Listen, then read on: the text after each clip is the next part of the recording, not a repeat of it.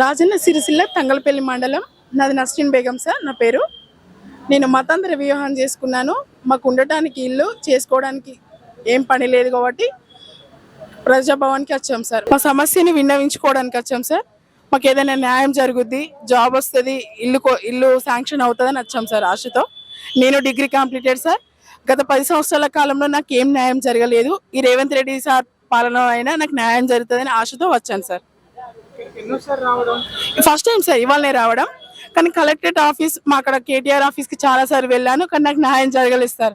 చేస్తాం ఇస్తాం అన్నారు కానీ అది ఉత్తి మాటలు, గాలి మాటలతో సరిపెట్టారు. నేను 10 times 15 times వెళ్ళాను కావచ్చు sir collectorate office and KTR MLA ఆఫీస్కి. ఏమి చేయలేదు సార్. డబుల్ బెడ్రూమ్ ఇస్తా అన్నారు, ఫోన్స్ వచ్చినాయి, ఫోన్ల మట్టుకే సార్. నాకు ఇక్కడ కూడా డబుల్ బెడ్రూమ్ రాలేదు, ఏది కూడా ఇవ్వలేదు. ఈ ప్రభుత్వంలోనే ఇందిరమ్మ ఇల్లు చేసుకోవడానికి జాబ్ ఇస్తారని ఆశతో ఉన్నాను సార్.